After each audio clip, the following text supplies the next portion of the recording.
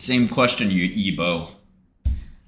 I've told this story many times, but I'm going to tell it one last time. In fact, is it Big Z? You here? Big Z? Is Big Z here?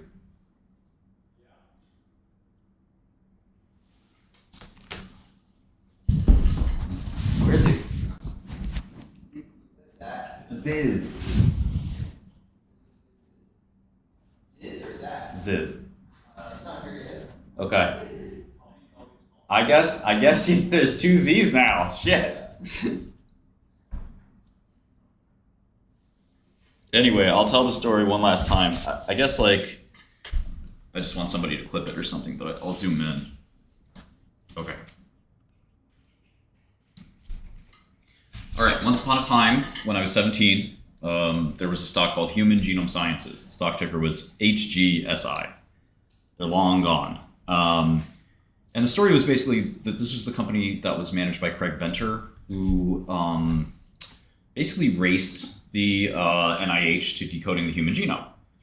Now, while that was a tremendous scientific accomplishment, people had been cloning genes and sequencing them for, I want to say, about 2 decades.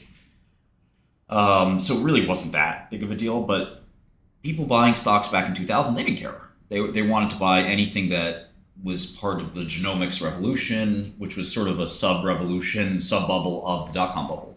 So there was just a generic equities bubble at the time. People think of it as the dot-com bubble, but it was more than just that. Most stocks were very overvalued. So in any event, Human Genome Sciences had the human genome sequence announcement sort of coming up very soon, and they did it. And, in essence, the company had this gigantic market cap, and they could never really explain what they were going to do with this genomic data. After all, the NIH's data, was going to provide it for free. So what are you going to do with, this data? It can't be sold. It can't really be used very much. You can't patent a gene. I think that was the Myriad Genetics decision, but most people didn't think you could patent a gene back then, before Myriad as well. So, what do you do with this? And what was the business going to be? There wasn't a business. They had to be a traditional drug company like everybody else. So what does that mean?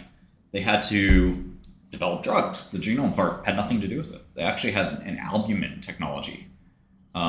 So most of their development was focused around a albumin-fused PEG interferon, go figure, which is like really old technology. And they also made an antibody to an interesting target for B cells. They got approval for lupus, amazingly, in a wild story. They got taken over by GSK years later for around $2 billion.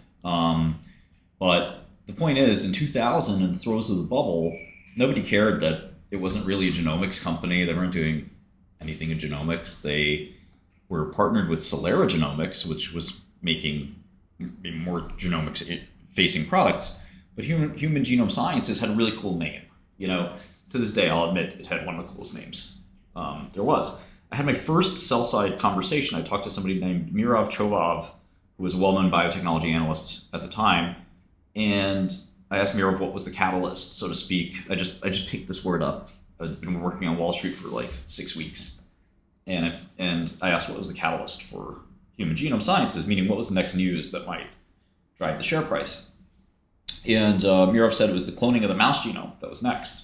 The mouse genome was important because scientists use mice as model organisms for experiments. It didn't sound like to me that was going to be enough to get human genome stock price up again. And the stock went from triple digits to low single digits, so it went down 95%. And as reality kind of set in and the bubble vision and bubble, tonic was taken away by the Fed or by others, just by the market going down. The Fed actually tried to lower rates at that point. So, the point of the story is that, why do stocks go up or down? Oftentimes if they're sexy tech stocks, they're going up or down because people are chasing the FOMO. They missed NVIDIA, they missed real wealth. So they're trying to make it artificially by finding anything that sounds futuristic or technological.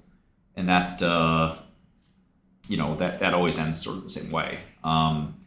Great technological advances kind of happen more slowly than they look. NVIDIA is sort of 20 years in the making. And a lot of the great technology that's happening in the privately held world just isn't accessible to us in the publicly held world. So I wouldn't think about stocks like the quantum stocks or the nuclear stocks as what's going on today or tomorrow. It could simply just be some person saying, I want exposure to this hot sector. I'm going to put in $1 million into these stocks, and I'm just going to sit and wait 5 years and see what happens. Which may or may not be a rational approach. We don't think so, at least on the quantum side. But that kind of behavior and mentality is driving stocks more than any news or anything like that. So I hope that helps.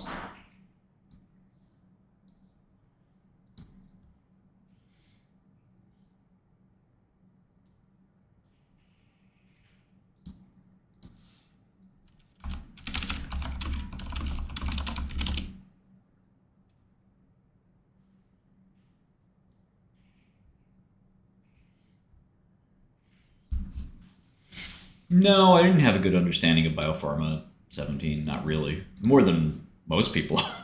Not very. I mean, I gained it over some years. Oh, it's back 100 back.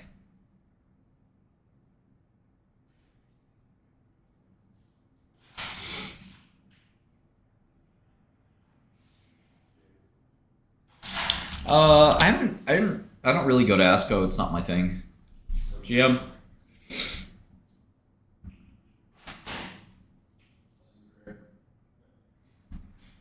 Yeah, I don't know what the deal with SBET is. Are these shares registered or not? Nobody seems to be able to tell me. I think when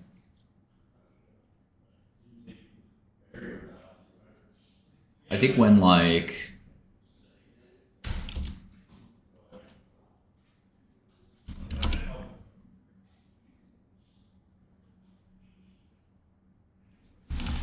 I think if I think when the how should I put this, when the shares become available for lending or selling, we'll know.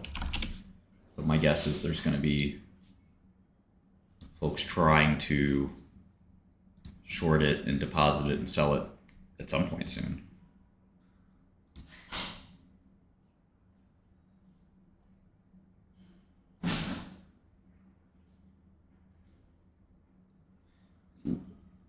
EBO, there's no such thing as stock manipulation. Could somebody be making a bet that's too big? And they're kind of like over pressing their hand, sure. But I wouldn't define that as manipulation. I would just say that's somebody making a stupid mistake, being long.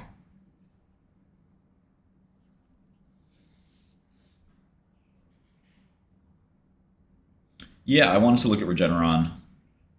That's a really good idea. Yeah, I don't know when stocks are going to go up.